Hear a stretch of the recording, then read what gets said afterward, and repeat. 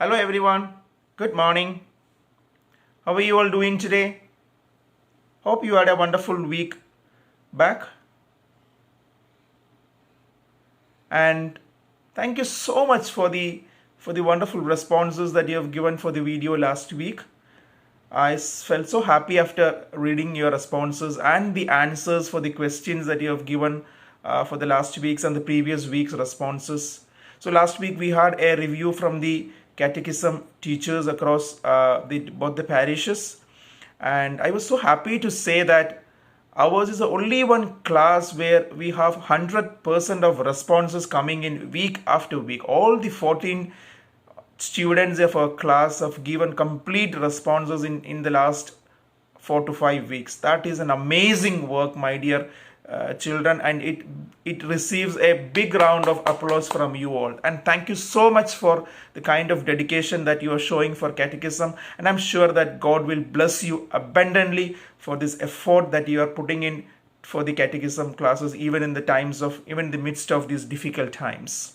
Thank you so much once again.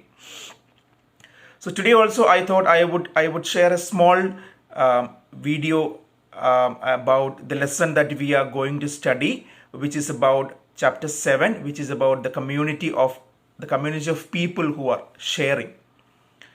So this lesson is quite simple because most of us have been practicing this in our everyday life. So it is just a recollection of the things that we have been doing every day in our life. Now, what does this chapter tell us about? This chapter begins about a story from the book of Matthew and book of Luke, similar kind of parables that we can see in there, which is the parable of the multiplication of the loaves. All of you know the story. What is it about? It is about Jesus multiplying the loaves and feeding the people who were hungry. Two different examples have been given. The one example, when Jesus was preaching and he felt that it was too late for the people to go back and have some food, he felt so much of pain in his heart, because even though he was God by himself, he was also a full man by himself. So he had all the feelings of a person. So when he saw that if I send back these people to their place, they might fall down because they were so tired listening to him for last 3 to 4 days. So he wanted to feed them. Now the question is, how do I do that? There are around 5,000 of them. And will we have enough food for feeding them? So he asked his disciples that, do you have something? So disciples searched and they found that there's a boy who was having some 5 loaves of bread and 2 fishes with him. So he asked them to bring it to him. He multiplied, prayed over and multiplied, and asked the disciples to distribute. So upon distribution, everybody was filled with the food, and the leftovers were about 12 baskets. An amazing miracle from the Bible. There are things that could touch us in this parable. The first thing is the heart of Jesus. Jesus had a heart of sharing or pain or agony for the people who are in suffering. So the first thing that we learn from this parable, a heart to know the pain of my brother, a heart to know the difficulties of my brother who is in suffering. And that is why he understood that he need to do something. So once you have the heart for that, the second thing is the ways and options to fulfill the need of my brother. So Jesus, as by God himself, he could have created the food from nowhere and given to the people. Because we see in the Old Testament, when the Israelites were walking in her journey to Canaan, God gave them manna, the bread from heaven. So in this example also, Jesus could have prayed to Father God in heaven and could have given the manna or the bread to the people. But he didn't do that. Why didn't he do that? Because he wanted the participation from us, people like us, in the journey that he wanted to do. Because he didn't want to do anything alone, but he wanted to collect the resources from the people who were around him. So he asked the people around that, do you have something? He asked the disciples, do you have something? Yes, they had something which was 5 loaves and two fishes. So he searched for the resources. Maybe today we don't have something to share to the people that around us, but obviously we can look about options of having those resources. Maybe we have something hidden with us. Maybe we have something hidden with the people around us. So maybe that is an option, that the heart for to start searching for those resources. The third thing is your openness to give what Jesus asked you. The boy who had 5 loaves and 2 fishes. Man, it is so difficult. Like a small boy, maybe he won't be around 7, 8, or 10 years old. He has also been there for the last 3 days listening to Jesus. Maybe his mother would have packed him that pack of bread and fishes and given to him to give to the people to eat when he was hungry. And when the disciples came and asked him, "Can you give this to me?" And it is so difficult, right? To give that bread and fish, because that is the only food that he has. Like if you have small kids at home, and if you give them a chocolate and ask them to give half of that, you can see that, oh, how difficult it is for them to give that half at times, because they love those chocolates, and it's so difficult for them to share that. That could have been exactly the mindset of this boy when he was asked to share the food. But he willingly was ready to give that 5 loaves, everything to the disciples when they asked him. That is something that beautifully touches me, actually. That when that is a small boy, he was ready to give that all the food that he had for his journey back home. He was ready to give to the disciples. Now the beautiful thing happens. Once Jesus is God, what he wanted from us, it is his responsibility to multiply and give it to the people who are needy. My dear brothers and my dear sisters, so many things that could touch us from this parable that of multiplication. Look at the life of disciples. The disciples like Peter and Andrew, all people were common fishermen. They didn't have any qualifications. They didn't have any abilities. They didn't have any speaking capabilities. But Jesus chose them because they were ready to give their life for him. And look at the way in which their life got changed. When they were ready to give their life for Jesus, Jesus multiplied their abilities, multiplied their skills, multiplied their energy, multiplied their knowledge, and gave them everything that they needed for the proclamation of the gospel. Peter was afraid. He was frightened man. But that is when we could see that when the time Jesus was taken for crucifixion, he betrayed him 3 times because he was afraid that he may also have to face a same challenge that Jesus has faced on the cross. But afterwards, upon the coming of the Holy Spirit, look at how his life changed. He was the most fierce speaker among the disciples. He stood up and spoken about Christ to millions of people across the world. That is how the life changes when we are ready to share our life with Jesus. Now, coming to the next part of the lesson. What do you see from the life of Jesus? The life of Jesus is all about sharing. Even till the last drop of blood he shed for us on the cross. He sacrificed his life totally, completely for us on the cross. There is nothing that was left with him that he didn't give to us. His body and the blood was fully sacrificed for us on the cross. That is the biggest and everlasting example of sharing that we could see us from the life of Jesus. There is no sharing that is much more valuable than the sharing that Jesus has done on the cross.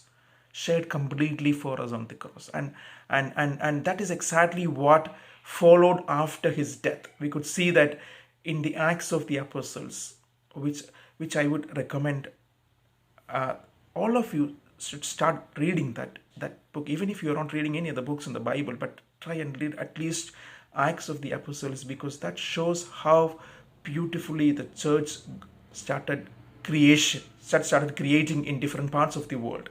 when the disciples started bringing together the people across the different parts, and they gathered together, and they prayed together, they shared together. The most beautiful thing is that when the early church started building up, there were people who had different kinds of wealth within us, they had different kinds of property within themselves, but these people were ready to share whatever they had. They didn't have anything in person with them. They sold everything, sold their properties, sold their wealth, and they gave all that money to the disciples so that they could distribute it amongst the people of needy. So there weren't any poor people at that point of time. Such a beautiful time, right?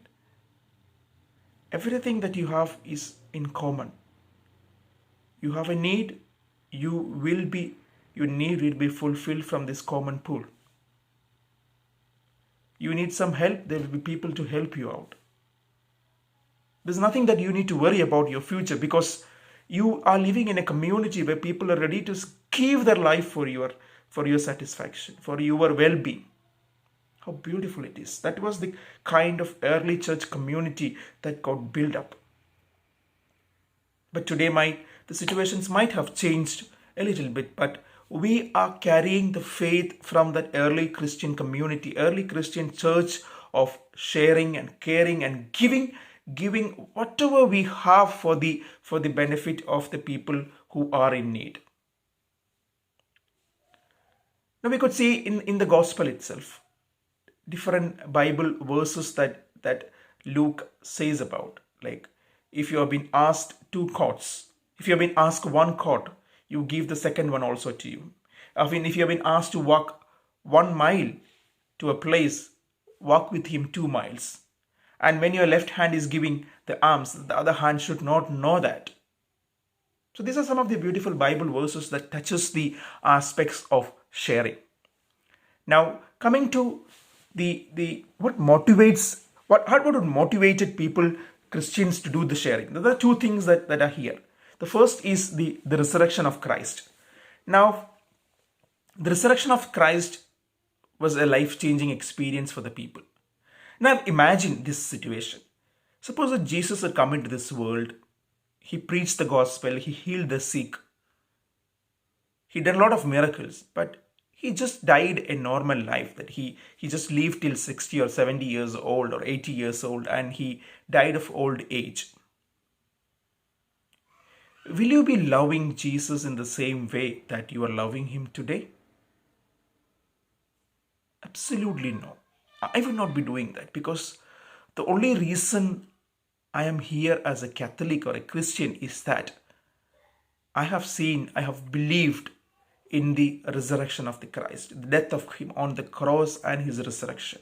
Because that is the fruit of my Christian life. That is something which I look forward, because Christ has taken over the sins by his resurrection. And today I know that I have also a life with him in paradise, in heaven, when I die. So that is something that motivated people to know that this life on earth is not a permanent one. There is a home back there in heaven which is waiting for them. So everything that we have here on earth, the monetary possessions and the health and the wealth and everything that we have, is just for some years for us to use and throw away, because this is not going to be an everlasting one. The everlasting wealth is there in heaven with my God. So I need to build up wealth for that life, because that is going to be a life which is going to last forever. This life is not going to last forever. Maybe 50, 60, 70, 80 years, 90 years we live here. But after that, whatever we have here needs to be left away and gone back.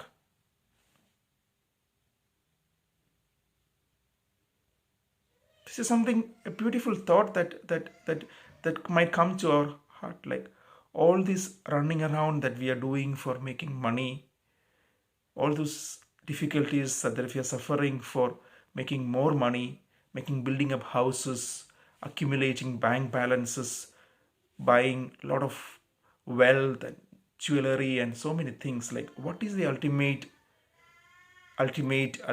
benefit of all these things? When we die, we have to leave everything to the next person who is there and leave it off. We cannot carry anything. We can see the death of King Alexander. When he died, he conquered the entire world. And when he died of his sickness at an early age, he asked his soldiers to put his hands outside his coffin to show that even though he had accumulated the entire wealth of this world, he is going back without anything. Like as a child who comes into this world from his mother's womb carrying nothing, we also go back from this world carrying nothing. So all the fights that we see across in the world is of no use actually. The fight for wealth and the fight for power and positions, it doesn't make any sense if you look at the life beyond here. So that is exactly what church Christ wanted to teach us also. That don't gather for the wealth on this world, but gather for the wealth in heaven. Do good deeds here.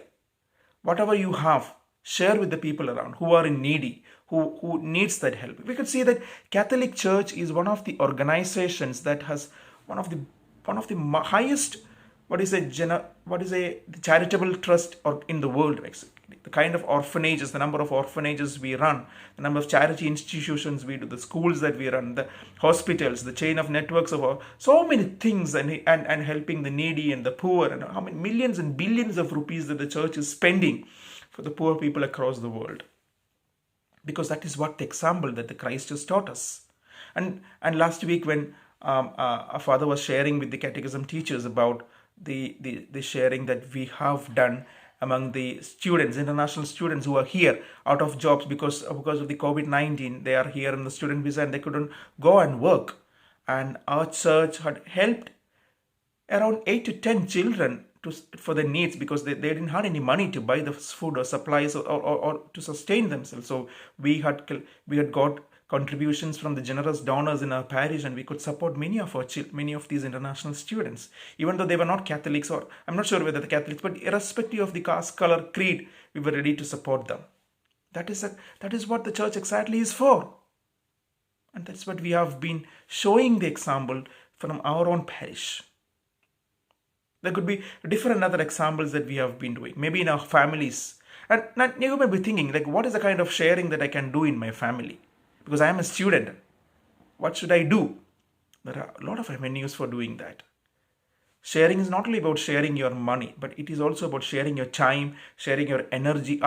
Energy is something that you all have at this point of time, filled with energy. So how do you share your energy for the benefit of others? Maybe helping some things in your household with your mom, with your dad. That is sharing your energy, sharing your time.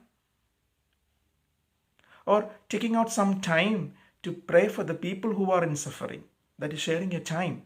Even though you're not able to go out and do a lot of work, but how do you do that? Sharing your time and energy for the people around. Maybe sharing your knowledge that you have. Maybe something that you know about the school and about the subject and somebody doesn't know. Take that extra time in teaching that student. Maybe he may not come and ask you for that help, but go yourself, offer himself to him that, if you don't understand this, can I teach you this? Because I understand this a little better. So can I explain you this concept, or can I explain you this chapter? That is what Christ teaches us, sharing everything that we have. We could see in the early families, the Catholic families, maybe your parents' time, you could see that there are a lot of children in their families, about 10, 12, 8 to 10 was the minimum number. So, and they didn't have much money or wealth in those families. So whatever small things that these parents had, they shared among all these 8 to 10 children. And the beautiful learning that these kids have is that they have the best example of sharing actually. They shared everything that they had among us. It's a small toffee they divided into 12 pieces, 8 pieces, 10 pieces, and they shared. So, but today the world have changed into a kind of different environment where sharing has become minimal. We think everything is our own. We need everything to be us. And everything needs to be protected within us. But so we don't believe in sharing because we think that when we share, it reduces. But Bible says that when you share what Jesus has given you, Jesus returns in double, triple fold in your life. Personally, I have experience in my life. Before years, when I came into this renewal, I never used to offer a fixed part of my income to the church. But later on, I realized that as a Christian, I am supposed to give at least 10% of my monthly earnings to God. When I started keeping, as soon as I get my monthly salary, I take out 10% and keep it separate. I don't touch that money. Sometimes it is more than 10%. So whatever is it, at least 10% I keep aside and give it for the people who are in need. Maybe it is for the evangelization activities, or it is for somebody who is in need, or any other things. I don't touch the 10% of my money. The moment I started keeping that aside and giving it for the Lord has multiplied the money that I had, maybe 10, 15, 20, 30 fold times actually. So everything that you give for the Lord gives you back fully. Back in India, so some of you know that I am a part of the Jesus Youth movement. So as a family, we are a part of the Jesus Youth community. And back in India, we used to be part of a lot of youth groups and the teens groups, etc. So our house used to be an open house. Always actually, we used to have a lot of teenagers and the campus students coming to our house for prayer meetings and discussions and stayovers. So it used to be a very vibrant place. At times, my wife used to cook for 10, 15 people at a time, because they used to come here in the morning and they be here for the breakfast, lunch, dinner. Next day morning, they stay over here. So it was like an energy filled home. So we just used to open our homes for the people who are in need. So we never thought about the money that we need to save, because if we spend for all these things, there's nothing that we are going to save. But yes, everything is given by the God. But whatever we have shared, God has multiplied and given us back. It is not, and it is not about that we are sharing looking at what we are going to get back, but just share without thinking about anything, because God, it is all the gift of God. God has given to you all these things, and He knows what is your need, and He will fulfill your need at the appropriate time. That is something which I have learned, which we have learned in our life. Like today, you may not have this thing with you, but God knows the appropriate time when you need this, and He will give you back at that right time, the right moment. And He knows, as a father, He knows what is your need. When you share today, maybe today you may not realize that you might get it back, but at times, maybe years back, when you are in need of something, God knows that, yes, my son, my daughter has spent his time, energy for my people, for my kingdom, and I need to return him back. And God is a father who keeps his promises and He gives it back. So don't think about what do I give, or how much I give, or how I give.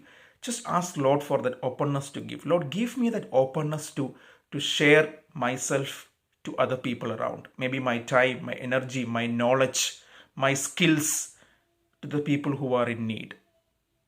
Maybe you see your mother struggling in the kitchen to cook. Just go and offer 10 minutes of yours to her. That is a great help for her. Or maybe your mother is so tired in the evening, or father is so tired after the work. Just go and sit and spend some time talking to them. That also is a sharing, my dear brothers and sisters. Because the busy world, when you're busy with the computers and studies, taking some time out and going and sitting with the parents and talking to them, that is also a kind of sharing. Or your younger siblings need some help in doing some things, offer some time for them. That is also a sharing. So there are different ways in which we can share the things that we have with others. So may God guide us in different ways where we can open up our life for sharing. And let God shows us the beautiful ways in which we can make this community of sharing build up together, and let all of us be driven by the sacrifice, great sacrifice that the Lord has done on the cross by sharing His life for us. May God bless you all. And may this week be very fruitful to you in your studies, in your schools, in your colleges. May your families be blessed. Let all of you in your families be protected by the precious blood of Jesus. May the guardian angel come and protect you. May the intercession of Mother Mary and all the angels and the saints be with you all. In the name of the Father, and of the Son, and of the Holy Spirit. Amen.